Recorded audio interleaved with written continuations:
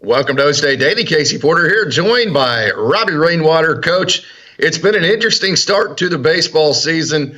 One that Oklahoma State, they could have won right off the bat against Clemson. They had a good game against Louisville.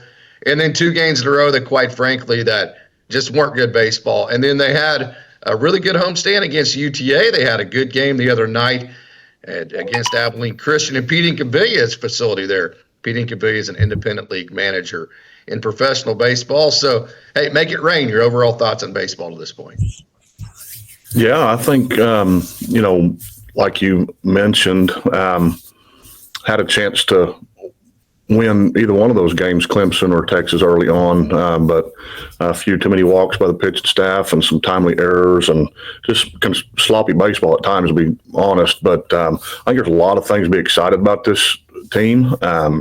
I really enjoy the lineup and the new faces and who the Coach Holliday has brought in. And like I said, I think there's a lot to be excited about this year for this baseball team. I think,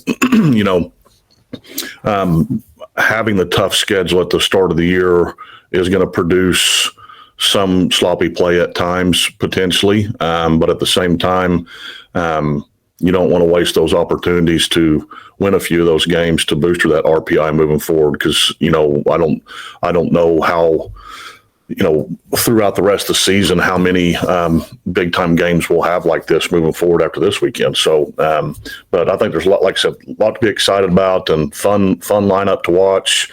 I can kind of see, or at least from my viewpoint, it looks like maybe Coach Holliday's philosophy's changing a little bit, giving these guys a little bit more freedom to swing the bat early in the count, which I really enjoy. And I think that's going to pay dividends down the line. So anyway, just a short take of, I think, this team's going to be really good at the end of the year and have a chance to make some noise come playoff time or regional time.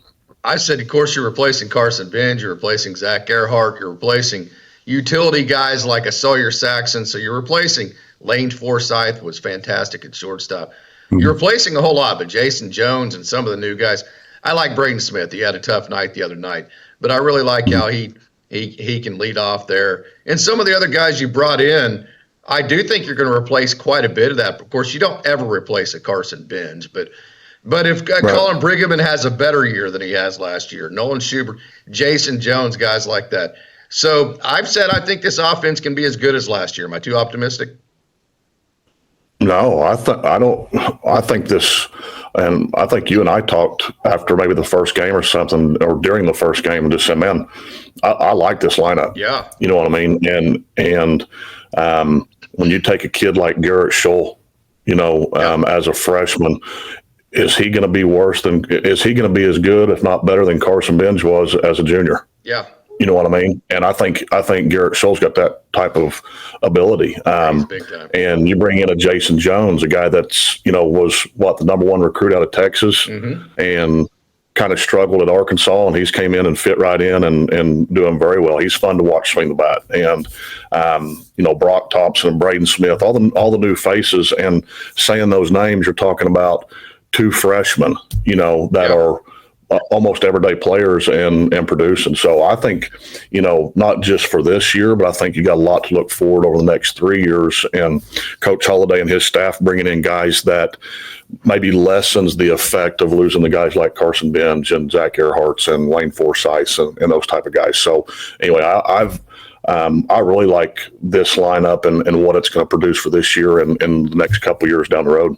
Yeah, you're missing Colin Ritchie. So to address a couple of issues, Colin Ritchie is out due to injury, no specific timeline, just that that he's expected to get back some point this year. Mm-hmm. And then as far as the catching position goes, Bo Sylvester obviously had the injury last year that when he had the collision there in the early season tournament. He was injured all last year. He was actually given the green light to go back home and lift over the summer. He's been healthy. He was healthy all last summer. He was healthy all fall. He is totally healthy. So is Charlie Carter. It's just been a situation where Ian Doherty, the young man out of Kingfisher, has taken the bull by the horns, and he has not let up. So no injuries as far as the backup catchers. Ian's just done a great job. Well, and I think there's two things that I've kind of noticed early on, and that, like I said a while ago, the first game against Clemson, we strike out 7 in a row. We struck out the first 7 batters or something like that. Right. 7 out of the first 8 batters struck out, and 5 of those had an 0-2 count before they swung the bat. Mm-hmm. Okay, that's one thing I noticed. And then every game since then, I feel like Coach Holliday has let loose the reins a little bit, let those guys swing a lot earlier in the count. I think you saw that in Louisville right off the bat, the game against Louisville right off the bat. The second thing that I've noticed is there hadn't been a whole lot of shuffle in that lineup. There may have been times. There may have been times where Braden Smith was leading off and Avery Ortiz was at the bottom lineup, or they switched, or whatever the case is. But man, there's not a whole lot of jumping around in that lineup, or a rotation of different guys playing in the field like maybe we've seen in the past. So, and there's been, Coach Holliday has come out and said himself that he feels like this is an elite hitting ball club, right? This is an elite hitting offensive lineup, and there may not be the need to shuffle like in the past. Garrett Scholl and LaSalle, playing off and on in left field. But even if they're not starting, they're getting inserted to the game at some point in time, right? If you look at Garrett Scholl, he's only started 3 games, but he's played in 6 of the 7, right? And Donovan LaSalle being similar, in that he started 4, but he's played in 5 of the 7. So you're seeing a lot of familiar faces every game, and not a whole lot of shuffling in the lineup like maybe we've seen in past years. So I feel like, is that due to Coach Holliday's confidence in this lineup, or is there maybe some back thought there of maybe we need to tweak some things because of what has happened in the postseason the last couple 3 years, or, all that has to be in the back of your mind. But those are the 2 things that have jumped out to me early in the season. I try not to get real heavy into stats 7 games in, right? And in a 60, 65 game schedule. But,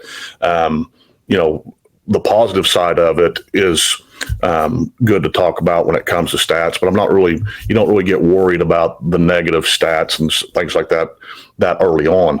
But those are the 2 things that have kind of jumped off the board to me from the second game on, is swinging earlier in the count, being more aggressive with pitches in the zone early in the count, and being pretty stable, having a pretty stable lineup, relatively speaking, to what we've seen maybe in the past.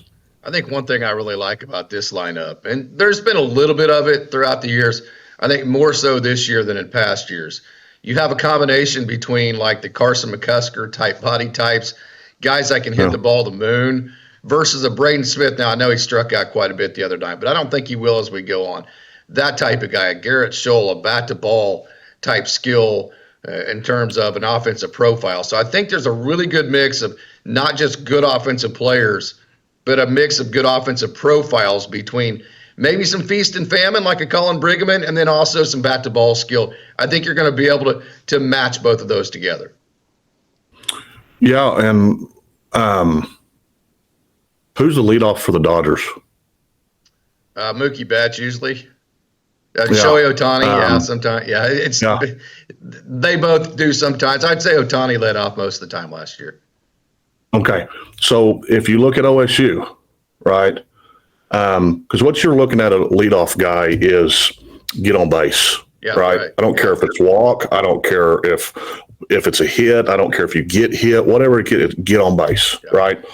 There's 2 guys in OSU's lineup right now that have more walks than strikeouts. Oh, wow. Do you know who they are? I'd say it's probably Garrett Scholl. Garrett Scholl, probably? No? It's Nolan Schubert and Ian Doherty. Oh, really? Wow, that's cool, Schubert. Yeah. That's big for Schubert. Yeah. So is OSU a base stealing team? Is OSU a move a runner from first to second bunting? I think we've seen that a little bit, but historically speaking, is OSU a team that's going to steal a lot of bases? Is OSU a team that's going to bunt guys over? No. And the answer is no, right? So if that's the case, why does it make any difference if Braden Smith's your leadoff guy or if Nolan Schubert's your leadoff guy? Yeah, right. Right? Yeah. Who's going to get on base? Of course, we saw Ian in the 2-hole the other night. Right. And so are we fixing to see maybe that philosophy of a power guy or a non-conventional leadoff guy being in that leadoff spot, how much more intimidating is it for a Friday starter to stand up there on the mound at OkState Stadium or on the road, and the first pitch you got to throw is to Nolan Schubert? Whew, yeah, no kidding. Right. Yeah. And so I'm going to be interested to watch that and how that progresses, because you're kind of typical leadoff guys like the Braden Smiths, Avery Ortizes, and those kind of guys. They, some at this point in the season, there's some of them that have twice as many strikeouts as they do walks right now. Right. And so where's the production coming from? And on top of that, here's the flip side of that. How many home runs does Nolan Schubert have? 0. Yeah, how many home runs does Avery Ortiz have? 2. Yeah. So right now what you're seeing is kind of a flip in what you would normally think of. Okay, Nolan Schubert's your power guy. Obviously he is, and we know that he's going to end up having more home runs. But at current state, when you're looking at shuffling that lineup a little bit, not necessarily with different guys inside the lineup, but moving guys up and down the lineup, who is it right now that's getting on base? And right now it's your guys that are typically your power guys, and guys that are putting the ball in play, swinging early in the count, that sort of thing. So like you just mentioned, as we've seen Ian Doherty go kind of from that 6-7 hole on up to the middle lineup and now up to the 2 hole, be interested to see how that plays out moving forward, or maybe even this week and maybe even starting today, what the top of the lineup looks like versus the middle. With those kind of numbers being produced right now. Yeah. So that's kind of like in football, you key on Ollie Gordon and you say, well, nobody else can beat this team. If we stop Ollie Gordon, we don't believe that Alan Bowman and the receivers can consistently enough beat our defense. So that's what we're going to do. Right. So you don't challenge a Nolan Schubert or any of those guys, because the Braden Smiths and the Brock Thompsons, as talented as we think they are, they have not proven at the college level, like Nolan Schubert has, that they can consistently beat you. So I think that's a large reason for those kinds of things. But that would make sense to get him on base a lot early on in your lineup. Well, and also what people have to realize about your leadoff guy is that's the guy that's going to have more at bats in a game than anybody else. Right, absolutely. Right? Over the year, and So if your best hitter, and this kind of goes against conventional logic, or it's kind of conflicting. And a lot of times people say our best hitters are 3-hole. Yeah. Right. Well, then why wouldn't you put him in the 1-hole where he gets more at bats than anybody else? Right. Because maybe if you put him in the 1-hole, he doesn't become your best hitter anymore. I mean, there's a lot of different logic in there, but if you've got your guy that is your best hitter, your best contact guy, strikes out less times than he walks, right? And he's also a power guy, and you're not a team that steals a lot of bases or moves guys over with a bunt, why not put that guy in 1-hole to start with? That's right. Where not only he's your on base guy, but he's also going to get more at bats throughout the season than anybody else. Yeah. I don't think you're going to see it, because I think that's the left-handed third baseman thing. That kind of deal. I just think a baseball brain's going to say, you can make all the sense that you want, Coach. I ain't doing it. Right. Which is why I'm sitting here and they're in Houston. Right. Absolutely. I mean, I get it. I get it. That's why I'm sitting here. I want a leadoff guy that's to hit 35 home runs and swing. Wait a minute. What did you just say? You wanted who? And I want a guy that swings every time the ball heads south. You know what I mean? I want to watch the guy swing. You know what? Absolutely. And so anyway, but no, those are just talking points. Yeah, they are. It's fine. But why? And going back to the question of who's a leadoff for, the Dodgers. Why are your 2 biggest home run hitters on your team for the Dodgers also your top of the lineup guys? Because they have the most at bats as one. Yeah. Well, and they can still run, because they're also 40-40 guys or 50-50 guys. But. Anyway, I think that's going to be interesting to watch, and like you said, seeing Ian Doherty keep creeping up the lineup. But at the same time, I wouldn't be surprised to see at some point Coach Holliday just throw a wrinkle in something and say, "All right, Schubert, you're leading off the game." Yeah, right. Yeah. And may not be consistent that way, but it'll be interesting to see, because you're seeing that more and more across Major League Baseball or even at the college level. And so it'll be interesting to see if that takes place, where not only are our power guys are average guys, but they're also the guys that are striking out less times than they're walking, right? And that a lot of that goes to not only the credit of the hitter, but credit to the guys that are hitting in front of them or hitting behind them, right? And so the guy hitting behind Schubert or the guy hitting behind your hot bat like Ian Doherty needs to be ready to go, because those two guys may get pitched around and they come right at you. And I think that's where you've seen Jason Jones be successful.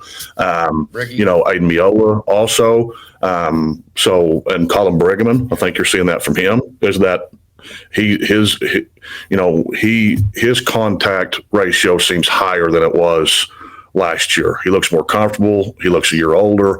As Tom Holliday said on the radio and TV, is that, well, it should be. It's a senior year. Your senior year should be your best year, And so anyway, all those things being said, just goes back to what I started saying at the first of this podcast, is that I think there's a lot of things to be excited about this lineup and a lot of fun things that Coach Holliday can do with this lineup that may be unconventional, not just baseball unconventional, but it may be unconventional for the way he's operated in the past. So, and I think maybe that just goes to the confidence that he has in this lineup right now, where he feels like he can maybe do more. I don't know that. I'm just speculating that maybe he feels like he can do more with this lineup, with the things that he's been saying about. He feels like this is an elite hitting or elite offensive group. So anyway, I'm excited for 305 today and see how this weekend plays out. But at the same time, I hope we can get a couple of wins this weekend. We need at least one, right? We need at least one of these. It's good to play a tough schedule to start, but it's even better if you can get a few wins out of it to boost that RPI that may not come from your conference schedule. Mm-hmm.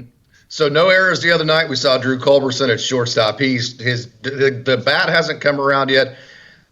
Probably won't. I mean, it didn't at Missouri. He is definitely a glove first guy. So if Coach Holliday wants to put a defensive lineup out there with Culberson at short, Miola at third base, and whoever at second, Brock Thompson's fantastic. This could be an elite defensive team too. But again, then he can throw Avery Ortiz, be an offensive team. But I wanted to go to the pitching, Coach. And I'm going to be very clear here, just kind of straight up with it. The pitching worries me. And not because the talent, the ability, and the potential's not there, but just because it is all potential. Gabe Davis has never been the number one guy. As talented as he is, he's never shown in the past, we don't have a track record of him being the number one guy that can go beat who did OSU play today? Go beat a Tennessee like he has a chance to play today. Yeah. He just hasn't done that in the past yet. Ryan Ure, still as talented as he is, he's still, coming off the Tommy John, that kind of thing. The bullpen arms, Mario Pesca, Hunter Watkins, Harrison Bodendorf. These are all guys that are talented, but still there's so much unknown that, as far as an OSU fan that we have, that worries me. Is there anything you can tell me to make me feel better about it? No. No, zero.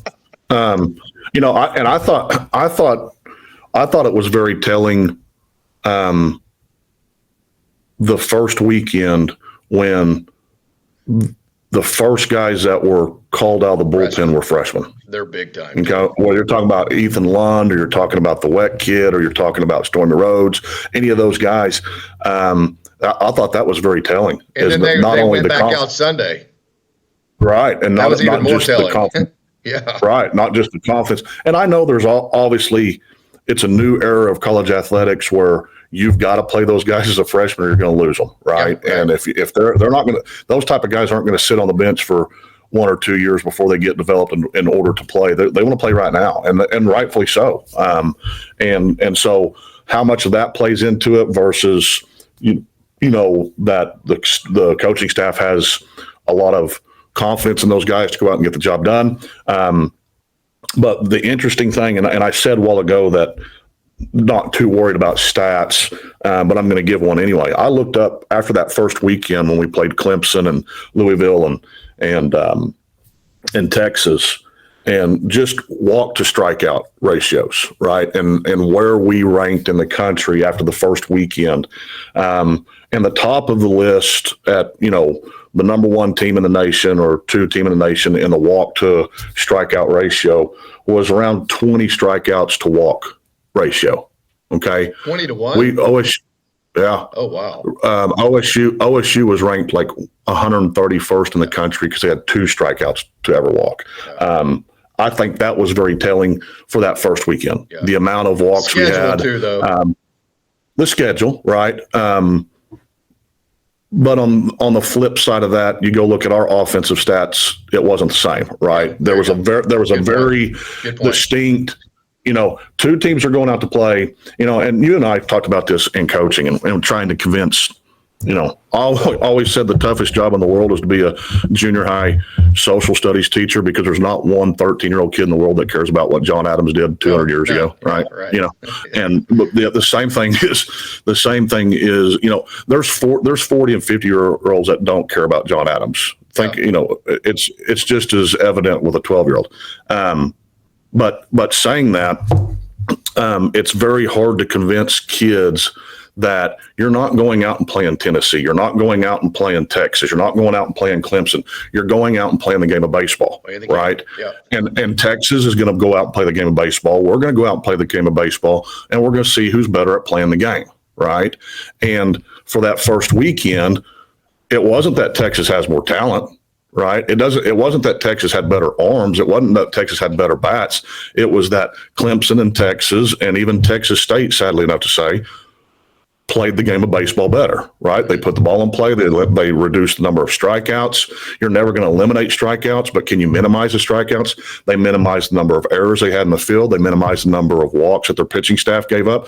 That's the difference in winning ball games versus losing ball games, is that are you better at playing the game of baseball than the other team is? Forget about who it is. Forget about what color their jersey is or what's written across their name. Let's go play the game of baseball, right? And that if we go out and reduce or eliminate or minimize the number of errors that we have in critical spots, or we get a few calls here or there, right, where those errors don't come into play, or we put ourselves in a position for an error not to be as destructive to that inning because we haven't walked 2 or 3 guys, then I think you're going to see a much better product or a result at the end of the game against these really good teams. But that's my concern with the pitching staff, right? Is that not the quality of arms we have. I think we got great quality arms. I think we got good young arms. I think we got good veteran arms. But can we pound the zone? Yeah. Right? Can we pound the zone? And still get outs while you're in the zone, yeah. And still get outs. But can you quit trying to miss the bat? Right? And have a philosophy of miss the barrel. Yes. Right? And I think what you see early on, because to me, and I think most baseball guys will agree, the pitching should be ahead of the hitting early in the season. Yeah. Right? That's the standard issue, right? Pitching is going to be ahead of where the hitting is early in the season. And I think you didn't see that from OSU, right? I think you saw that the pitching wasn't ahead of the hitting and that we were scoring enough runs to win, right? But we weren't putting ourselves in a position to win because we have multiple guys on base when we're on defense when we make an error because of walks or that sort of thing. And to me, it's you don't have to be a 97 mile an hour guy and miss the bat, right? You need to be a 91 to 93 guy and miss the barrel. Mm-hmm. And I think that the better they get at that and playing that portion of the game, I think you'll see the walks and that sort of thing, and hit by pitches even, right? I mean, that was compounded also. So anyway, that's my concern, or that's my thought on the pitching staff is I don't think we have high strikeout guys on our staff necessarily. I agree. Especially with the young arms that we're putting out there. But they've got to be able to throw 3 pitches for strikes on any count and fist a guy or a guy hit one off the end of the bat as opposed to squaring one up. Yep. So that's kind of my thought. Totally agree, man. I think you're spot on right there. Coach, I appreciate you joining again and making it rain. So any final thoughts? No, I'm just always 3 o'clock would get here so I can watch them play Tennessee. And then obviously this time of the year, not a lot of work gets done around my house because got my son playing in high school and OSU theme. We went over to Stillwater last night and scrimmaged them and got to see Ethan Holiday play, and that was impressive and good for our kids just to see a guy backhand one, playing shortstop, backhands one in the hole on the run and still throws a strike and throws out one of your fastest guys. I mean, that's the difference. You know what I mean? And it's good to see our kids see that type of baseball and that sort of thing. But, love the game of baseball, love watching it. And I'm glad that we have all these different platforms where we can watch OSU play. And I'm sure I'll have a screen on at 3:05 or at 5:00 when my son's high school scrimmage starts, and be watching 2 ball games at once. So I'm excited about this ball club and look forward to watching them throughout the school year, the season, and look forward to see what happens in postseason. All right, Coach. Thanks. Go Pokes. All right, go Pokes.